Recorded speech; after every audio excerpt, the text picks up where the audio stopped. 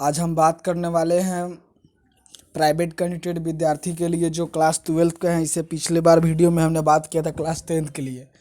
इस बार मेरा टॉपिक है कि जो 2023 से 24 सेशन के विद्यार्थी के लिए, चाहे वो किसी तरह का कंपार्टमेंट है, इम्प्रूवमेंट है, एडिशनल सब्जेक्ट है, सब के लिए है।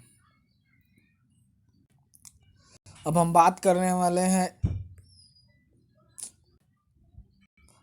वाले is level criteria apply for private student for the senior school certificate examination class 12 2025 board exam की हम बात कर रहे हैं। तो हम पहले ही बता चुके थे कि हम बात कर रहे हैं सेशन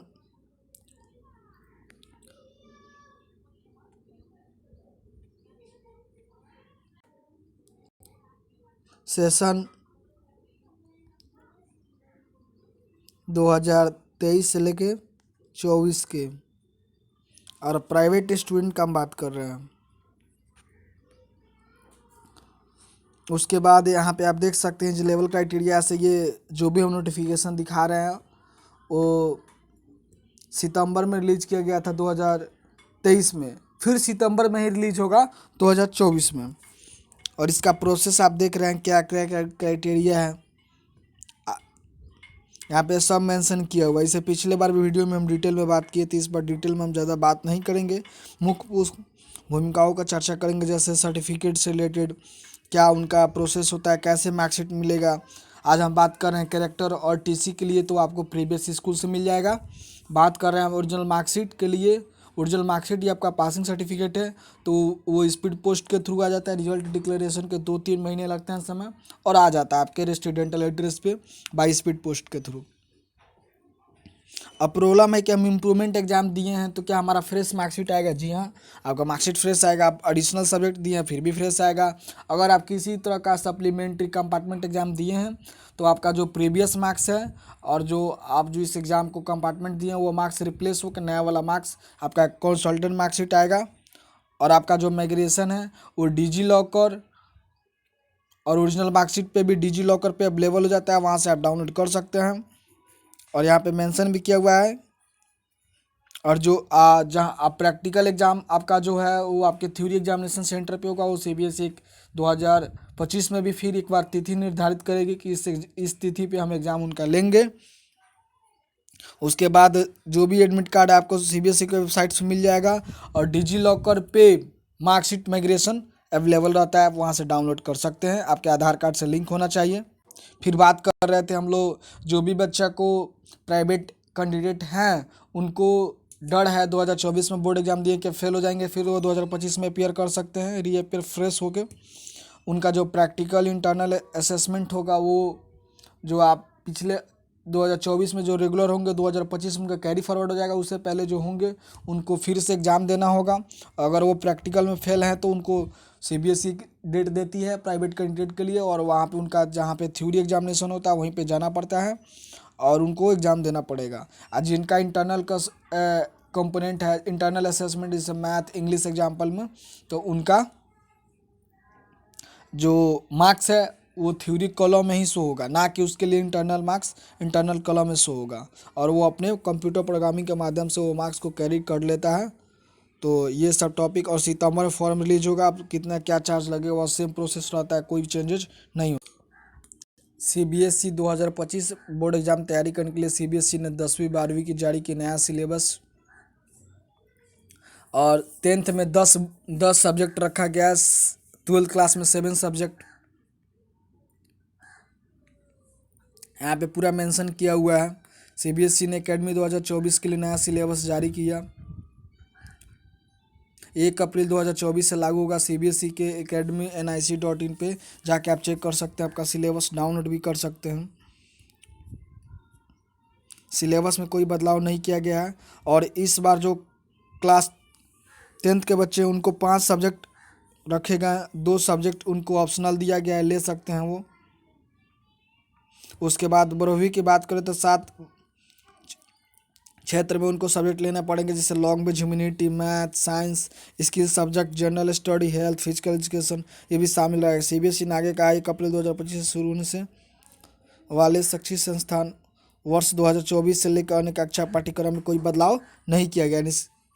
जो हम बात कर रहे थे अभी, सीबीएसई का जो एग्ज़ाम है 2024 में एक ही बार हुआ था, लेकिन जो 2025 आने वाले साल हैं उसमें 2 बार निर्धारित किया गया है। देख रहे हैं यहाँ पे एकेडमिक सेशन 2025 से 24 का पहला बैच होगा, जिसमें 10th वाले स्टूडेंट को 10 पेपर देने होंगे और 12th वाले को 7 ही पेपर देने होंगे। इससे पहले ही ये बता दिया गया है। और जो दोनों में आपका जो बेस्ट स्कोर होगा वही मान्य होगा। जो आप दोनों में बैठ सकते हैं, आपका मन किया तो एक परीक्षा में भी आप बैठ सकते हैं। इससे आपकी तनाव मुक्त होगी। जो हम बात कर रहे थे, जो दोनों परीक्षा में कोई विद्यार्थी अगर बैठता है, पहला जो परीक्षा होगा बोर्ड एग्ज़ाम और नवंबर से दिसंबर में मिलेगा। उसके बाद दूसरी जो बोर्ड एग्ज़ाम होगा फरवरी से मार्च में होगा। और प्राइवेट कैंडिडेट के लिए भी होगा, ऐसे नहीं कि सिर्फ ओनली रेगुलर विद्यार्थी के लिए होगा, प्राइवेट कैंडिडेट के लिए भी होगा। पहला नवंबर से दिसंबर में और फिर फरवरी से मार्च में। दोनों परीक्षा में बैठने का जो अगर विद्यार्थी दोनों में बैठते हैं उनका जो बेस स्कोर होगा उसी पे उनका रिजल्ट बनाया जाएगा, तो इसलिए कोई दिक्कत नहीं होनी चाहिए। तो सीबीएसई का सीनियर सेकेंडरी का सिलेबस जारी हो चुका है, तो हम चलते हैं धीरे धीरे। एक उससे पहले कुछ इम्पोर्टेंट्स प्रेस जारी किया जाता है जो कि सिलेबस में क्या बदलाव है। यहाँ पे देखिए, यहाँ पे पहले ही लिखा गया है कि आपको proposing loss versus 7 major subject learning, पहला लैंग्वेज, दूसरा भी लैंग्वेज, दूसरा सब्जेक्ट, तीसरा सब्जेक्ट इम्पोर्टेंट है, चौथा पाँचवा। या तो आप अपने एकेडमी से रिलेटेड ले सकते हैं या स्किल सब्जेक्ट भी ले सकते हैं। तीसरा लैंग्वेज भी लेना नेसेसरी है, यानी optional language for academy. Skill subject भी ले सकते हैं 6 तक। उसके बाद जो सातवां आपका सब्जेक्ट होगा वो हेल्थ फिजिकल एजुकेशन के रूप में हो सकता है। यहाँ पे देख सकते हैं, यहाँ पे सब मेंशन किया हुआ है पॉइंट वाइज पॉइंट। यहाँ भी देख सकते हैं स्कीम ऑफ स्टडी में भी यहाँ लिख दिया हुआ है, पहला सब्जेक्ट, दूसरा, तीसरा, चौथा, पाँचवा, छठा और सातवां तक का भी यहाँ पे मेंशन किया गया है। और कौन सब्जेक्ट कैसे पेपर चूज करना है आपको यहाँ पे मेंशन किया हुआ है। 5 सब्जेक्ट तो आपको लेना नेसेसरी है। उसके बाद एक लैंग्वेज लेना होगा। यहाँ पे पहले ही लिख दिया हुआ है टर्म में कि बोर्ड कभी भी आपका नहीं मेंशन करता है स्कोर, डिवीजन, परसेंटाइल जो भी होता है वो कभी मेंशन नहीं करेगा। छठा सब्जेक्ट लेने का फ़ायदा ये है कि कोई भी एक 5 सब्जेक्ट में आपका फेल हो जाता है तो वो आपको रिप्लेस करके पास कर दिया जाएगा। सपोज नाइदर रिप्लेसमेंट इंग्लिश और हिंदी, इंग्लिश हिंदी में कोई में अफोर्ड नहीं हो पाएगा। ये यहाँ पे देख सकते हैं, यहाँ पे इंटरनल असेसमेंट कौन सब्जेक्ट में कितना होता है यहाँ पे जारी किया गया है बोर्ड के द्वारा। अब सीबीएसई की वेबसाइट पे जाइए एकेडमी और nic.in पे जाइए, वहाँ पे आपको सब में यहाँ पे जॉब रोल का बारे में बात किया गया है, स्किल रोल क्या क्या होता है आजकल, जिससे आपको जॉब मिल जाए आसानी से 10th करने के 12th करने के बाद। और स्ट्रक्चर भी यहाँ बताया गया, ग्रेडिंग सिस्टम भी आप देख सकते हैं यहाँ पे मेंशन किया हुआ है। तो वीडियो में बने रहने के लिए धन्यवाद। पूरी बात को सुने और पूरा डाउट यहाँ पे क्लियर कर दिया गया।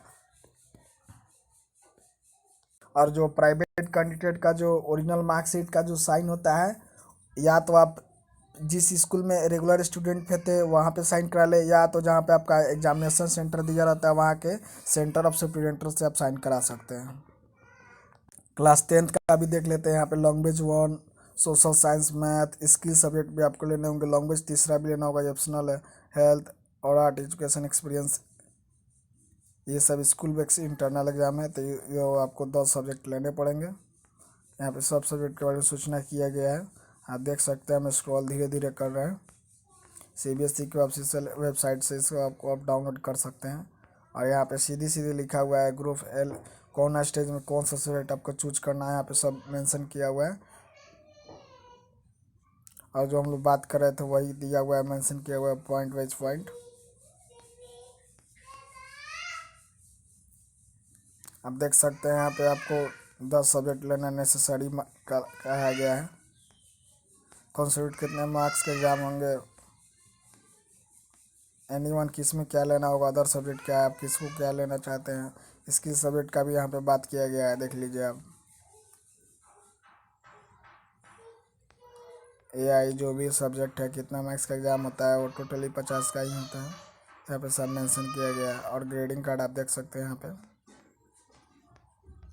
तो आप जो भी हम लोग चर्चा कर रहे थे आपको आज पता चला गया कि 10th के क्राइटेरिया में क्या होता है, 12th में क्या क्राइटेरिया होती है। तो यहाँ पे सीधी सीधी बात बताई गई कि जो आपका हाईएस्ट मार्क्स होगा वो आपको देखने को मिल सकता है। इस यहाँ पे लिखा हुआ है कि नवंबर दिसंबर में पहला बोर्ड एग्जाम होगा, दूसरा बोर्ड एग्जाम फरवरी 2000 मार्च 2000 यानी 25 में होगा। दोनों बोर्ड एग्जाम में बैठने से विद्यार्थी में जो बेस्ट स्टूडेंट जो प्रदर्शन कर उन पर मेरिट तैयारी किया जाएगा। इससे क्या होगा, विद्यार्थी का 1 साल जो समय बर्बाद हो जाता था फेल होने के कारण वो नहीं बर्बाद होगा। इससे इससे विद्यार्थियों में तनाव घटेगा बोर्ड एग्जाम के प्रति और उसे पढ़ाई में जागरूक होगा। अगर वो पहली बार परीक्षा स्कोर पर संतुष्ट नहीं होता है तो अगली बार बोर्ड एग्जाम में भी फिर से बैठ सकता है। धन्यवाद वीडियो में रहने के लिए, सब डाउट आपका क्लियर हो जाएगा।